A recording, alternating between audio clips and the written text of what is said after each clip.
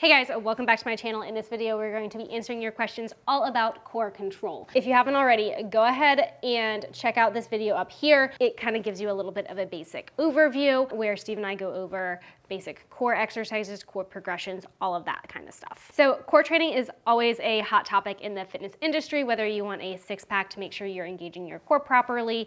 You see a lot of people doing things wrong. And so we'll kind of chat and answer all of your questions that I received. So if you do want to submit a question potentially for a future video about another topic or any fitness related topic, I do post Instagram Q&As frequently on my Paradigm of Perfection account over on Instagram. So if you don't already, go ahead and give that page a follow, and then you can ask me questions whenever I do post those question boxes. But a couple questions that were asked in the specific Q&A that were answered in the other video, I'm gonna go ahead and list those real fast. There's like 3 of them, and then we'll kind of dive right in. How do I know if I'm engaging my core correctly? Go ahead and check out that other video. Steve and I dive right into that and answer that question for you. Core repair after a C-section.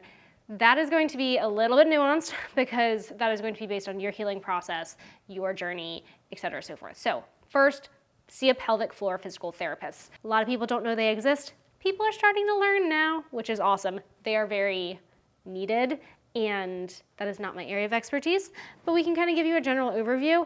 But they can definitely guide you a lot more. But some of those exercises in the video are common ones that can be used to progress accordingly, but as always, make sure you're cleared by your medical provider because things might vary for you. And then tips for not including or engaging your neck in core exercises. That video will go over those basic core exercises and help that progression. And pretty much the neck is involved in a fair amount of core exercise if you think about like a crunch and things like that. So isolating that contraction can be helpful before you're progressing to those. Also making sure you're working on the deep neck stabilizers. So that can be some different exercises there, like potentially including some chin tucks, just to make sure you're engaging your neck appropriately and protecting that area as well. But now to some of your questions that I will answer in this video. So do you need to separately train your core, or is doing like heavy squats and things like that enough?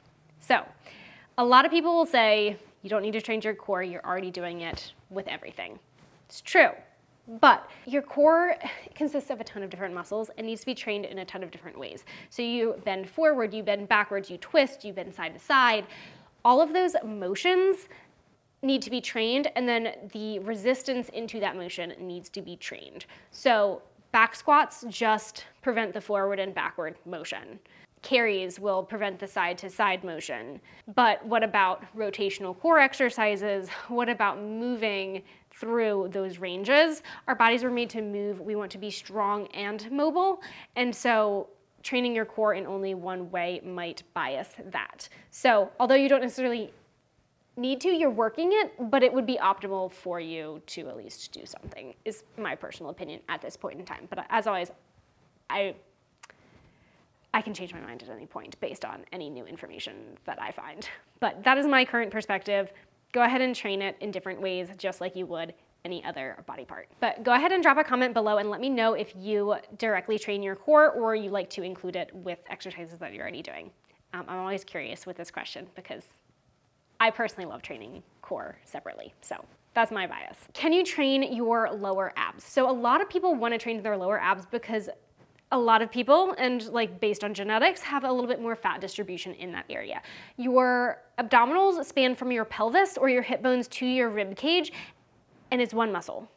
When you're contracting it, just like when you contract your bicep, you're contracting the whole muscle. So you can't really target the lower abs versus the upper abs. You're contracting everything. Really, with this, nutrition is going to be more important than the specific exercises that you do. So definitely take a look at your nutrition if that is an area that you want to improve. And yes, like training your abs in general is going to help make them stronger and make them, I guess, pop a little bit more because you have more muscle bulk in that area. But really, it's going to be the nutrition and the decreased body fat that's going to make the difference in your abs being visible and the aesthetics of that. So you can be really strong without having a six-pack. And you can be really weak with having a six-pack as well. I've seen very, very, very poor core control with people who have a six-pack. Just because you have a six-pack does not mean you have a strong core. What's the influence of breathing exercises on your core? So we kind of touched on this in the other video a little bit. I personally, my experience with breathing is more the diaphragmatic breathing, the tension breathing, or any breathing techniques that you do during exercise. So I'm not, honestly, at this point in time, I'm not sure what the impact of different techniques, breathing techniques like the Wim Hof method and all of those types of, you can go down a rabbit hole of breathing. I'm not really sure how those necessarily impact core control. I know you are activating some of your core muscles while you're doing those, so potentially isolating muscles in a different way. But honestly, I need to do a little bit more research on that, and I cannot answer that question. But I know the diaphragm is very related to your core, as we kind of talked about, because your core is diaphragm, pelvic floor, obliques on either side, transverse abdominis very deep, your rectus abdominis in the front, and then your back muscles as well, because it wraps around and creates a 360-degree kind of corset with the top and bottom, and that's where you're controlling the intra-abdominal pressure. Is it possible to fix a rib flare, and if so, how? So a rib flare, in this case, you can have a couple different definitions of it, but a lot of people they don't have the motor control, so in some exercises, they flare their ribs out and arch their back. So this is more poor motor control, aka body awareness, activation of certain muscles. So yes, you can correct it. It's just going to be re-educating your body on the placement of it, and it might require a little bit, like backing things up a little bit more, so you can build things back up. So really working the basics, you might be a little bit frustrated, be like, why am I doing this? And certain cues can be really helpful depending on the person. Kind of depends, but go ahead and check out the exercises that we did in the other video, as those might be a good place to start for you.